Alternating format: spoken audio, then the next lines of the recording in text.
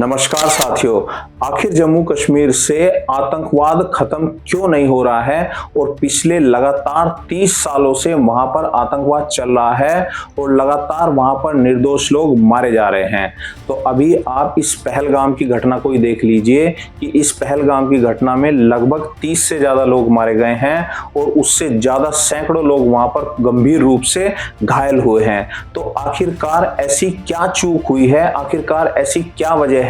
कि इतनी सख्त वहां पर सुरक्षा होने के बावजूद भी आतंकवादी पाकिस्तान की ओर से वहां लगातार घुसपैठ कर रहे हैं और निर्दोष लोगों को मार रहे हैं। तो देखिए, इसकी सबसे बड़ी वजह है वहां के कुछ लोकल कश्मीरियों का, और कुछ नहीं बहुत अधिक ऐसी संख्या में वहां पर कश्मीरी हैं जो पूरी तरीके से इन आतंकवादियों की मदद करते हैं जो पाकिस्तान से लगातार कश्मीर में आ रहे हैं और निर्दोष लोगों को मार रहे हैं, और खास तौर से हिंदुओं को और गैर इस्लामी लोगों को वहां पर टारगेट बनाया जा रहा है और हिंदुओं को टारगेट बनाया जा रहा है, टारगेट किलिंग हो रही है। और इस घटना में भी आपने देख लिया होगा कि उन्होंने धर्म पूछकर ही लोगों को वहां पर गोली मारी और उनकी पैंट तक भी उतरवाकर उन्होंने ये चेक किया कि ये हिंदू हैं या मुस्लिम हैं, और उनसे कलमा तक भी पढ़वाया गया।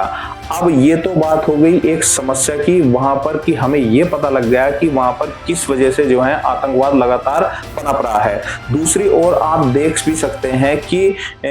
पाकिस्तान से जो है वो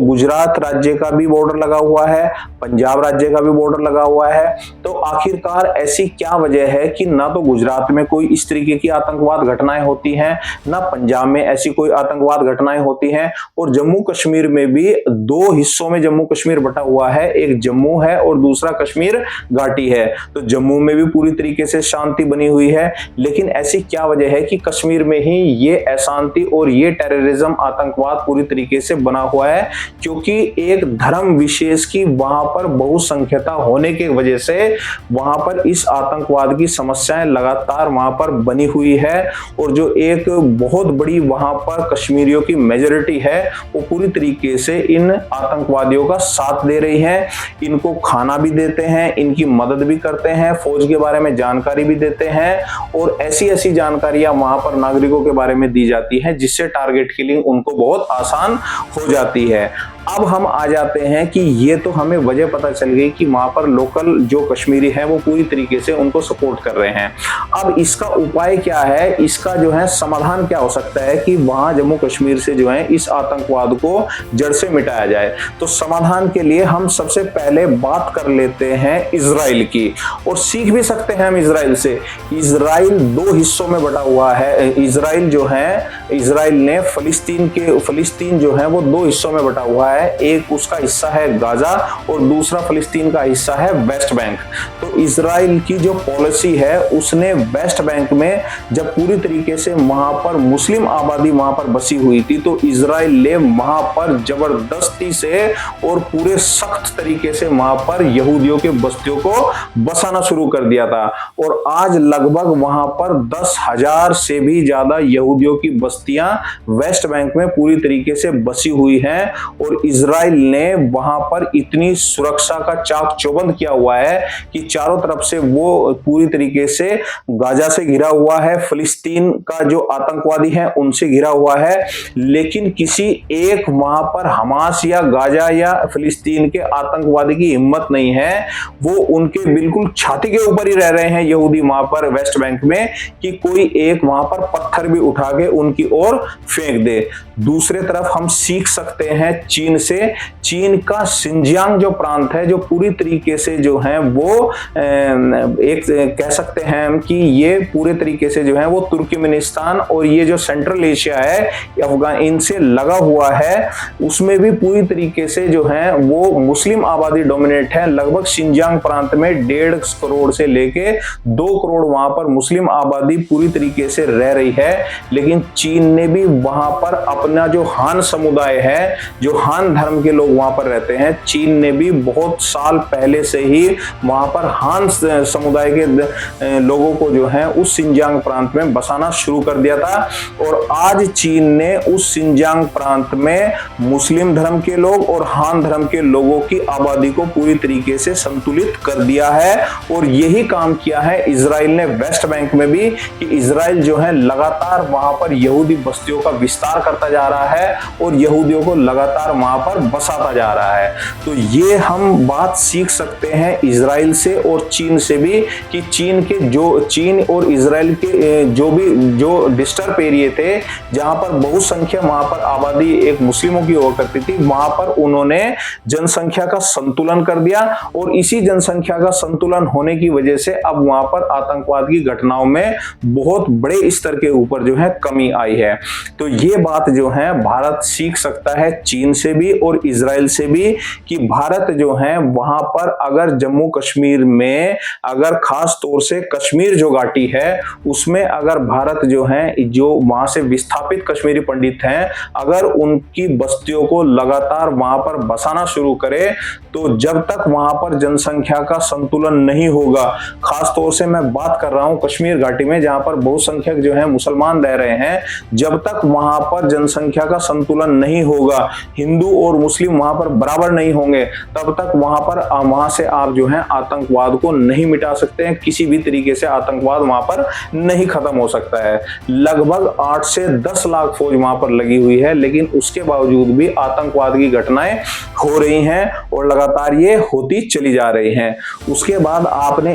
इस घटना में आपने एक चीज को नोटिस करने की कोशिश की होगी इस पहलगाम घटना के बाद, कि कश्मीर में, मैं जम्मू की बात नहीं कर रहा हूं, मैं कश्मीर घाटी की बात कर रहा हूं, कि कश्मीर घाटी में इस बार आपको आश्चर्य होगा कि वहां के जो लोग हैं वो कैंडल मार्च कर रहे हैं। वहां की मस्जिदों से जो है वो इस बात के ऐलान हो रहे हैं कि जो लोग मारे गए हैं उनके लिए आप जो है 2 मिनट का मौन धारण रखे। वहां की विधानसभा में मौन धारण रखा गया। वहां के जो मुख्यमंत्री हैं उमर अब्दुल्ला, उन्होंने भी वहां पर मौन धारण रखा और उन्होंने कहा कि मेरे पास ऐसे कोई शब्द नहीं है कि जिससे मैं जो है इन लोगों से या इनके घर वालों से जो है जो मारे गए लोग हैं उनसे मैं माफी मांग सकूं। तो ये सब क्यों एक बदला सा आपको नजर आ रहा है? इससे पहले भी कश्मीर में कई बार आतंकवादी घटनाएं हुई हैं, लेकिन उसमें आपको इस तरीके की स्थितियां नहीं पैदा देखी है आपने, कि कश्मीर के लोग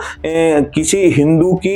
इन घटनाओं मारे जाने के बाद जो है वो मोमबत्ती लेके जा रहे हैं, इस तरीके के मौन धारण हो रहे हैं, ऐसे पहले नहीं है। इसकी वजह सिर्फ और सिर्फ है कि धारा 370 का हटना, और धारा 370 हटने के बाद जो है ये पूरी तरीके से खास तौर से कश्मीर में स्थितियां पूरी तरीके से बदल गई हैं। अब उनको इस बात का पूरी तरीके से एहसास है कि कश्मीर में जो पुलिस भी है वो गृह मंत्रालय यानी होम मिनिस्टर अमित शाह के अंडर में आती है, और वहां पर अगर किसी ने इस तरीके की कोई हरकत करने की कोशिश की और ऐसी कोई अराजकता फैलाने की कोशिश की तो उसका अंजाम उनको पता है कि क्या हो सकता है। तो इसीलिए अब ये जो बदली स्थितियां आ रही हैं कि मुख्यमंत्री उमर अब्दुल्ला भी जो है वो वहां पर मौन धारण कर रहे हैं, ये यही वजह है। वरना ये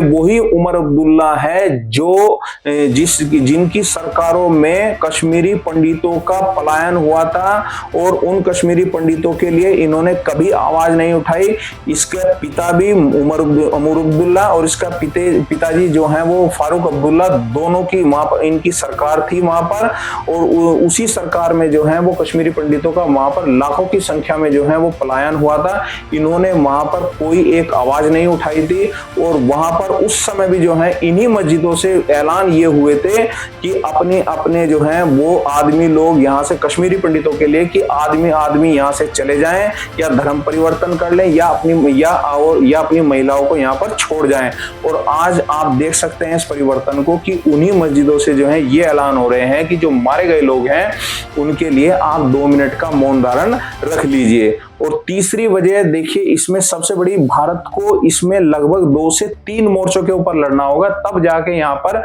कश्मीर से आतंकवाद खत्म हो सकता है। सबसे पहला हमारा मोर्चा आता है हमारी सेना। तो हमारी सेना पूरी तरीके से सक्षम है कि इन आतंकवादियों का सफाया कैसे किया जा सकता है। सेना पूरी तरीके से सक्षम है, जानती है, उसके पास सारी चीजें अवेलेबल हैं और वो इस काम को करने के लिए पूरी तरीके से सक्षम है। तो एक मोर्चा हमारा हो गया सेना का। दूसरा मोर्चा हमारा हो गया कि आपको इस बात की हैरानी होगी कि जिन आतंकवादियों ने ये घटना की है, वो आतंकवादी उस 22 अप्रैल की इस घटना को करने के बाद वो कश्मीर के कुलगाम में दिखे, उसके बाद वो कश्मीर के त्राल में भी दिखे और वो वहां पर जो है सेना की पकड़ से भाग निकले और जंगल में जाके घुस गए। और इस समय जो है सेना भी वहां पर लगातार कॉम्बिंग ऑपरेशन कर रही है और इन जो आतंकवादी थे, इनके घरों को भी बुलडोजर इनके ऊपर चला रही है और पूरे तरीके से एक बहुत बड़े लार्ज स्केल के ऊपर वहां पर सर्च ऑपरेशन इस समय कश्मीर में चल रहा है। ये किसी भी कीमत पर जो है वहां बच नहीं सकते हैं अब। लेकिन इसका एक आपको पहलू ये मैं आपको बताने की कोशिश कर रहा हूं कि ये आतंकवादी जिस ऐप के सहारे से एक दूसरे से बात कर रहे थे, वो ऐप चाइनीज ऐप है। यानी कि इसका मतलब ये है कि ये पूरी तरीके से चाइनीज ऐप को इस्तेमाल कर रहे थे। और कुछ खबरें ये भी निकल के आ रही हैं कि जिन सैटेलाइट फोनों का ये इस्तेमाल कर रहे हैं, वो सैटेलाइट फोन भी चीन से बने हुए हैं। तो इसीलिए दूसरा मोर्चा हमारा है चीन, कि चीन से हम किस तरीके से लड़ सकते हैं, क्योंकि चीन जो है पूरी तरीके से इस घटना को और पाकिस्तान को हवा दे रहा है। और जो तीसरा मोर्चा है, वो तीसरा मोर्चा है हमारे देश में बैठे ये कांग्रेस के नेता मणिशंकर अय्यर ने इस घटना के बारे में ये बात कही है कि ये बंटवारे का एक अधूरे बंटवारे की वजह से ये घटनाएं कश्मीर में हो रही हैं। तो वो कौन से बंटवारे की बात कर रहे हैं ये नहीं पता है। तो इसीलिए जो है कांग्रेस भी पूरी तरीके से इस बात के लिए कोशिश कर रही है कि क्या स्थिति को देखा जाए और किस तरीके से रॉबर्ट वाड्रा ने, जो सिर्फ उसकी कोई हैसियत नहीं है, उसने भी इस बात को कहा है कि देश में जो ये इस तरह की ये जो घटना हुई है, देश में जो ये माहौल चल रहा है, इसकी वजह से ये घटनाएं हुई है। तो इसीलिए जो है ये एक तीसरा मोर्चा है। वो तीसरा मोर्चा यानी कि घर में जो बैठे विभीषण हैं, इन विभीषणों से भी सरकार को लड़ना होगा और पूरी ताकत के साथ इन 3 मोर्चों के ऊपर सरकार को जो है लड़ाई करनी होगी। तब जाकर जम्मू कश्मीर से और खास तौर से कश्मीर रीजन से इस टेररिज्म को, इसका सफाया किया जा सकता है, इसको नेस्तनाबूद किया जा सकता है। तो उम्मीद है सरकार इस तरीके के कदमों को उठाएगी। वीडियो को आप, उम्मीद है ज्यादा से ज्यादा आपको पसंद आई होगी। वीडियो को ज्यादा से ज्यादा शेयर करें, लाइक करें, चैनल को सब्सक्राइब करें। धन्यवाद।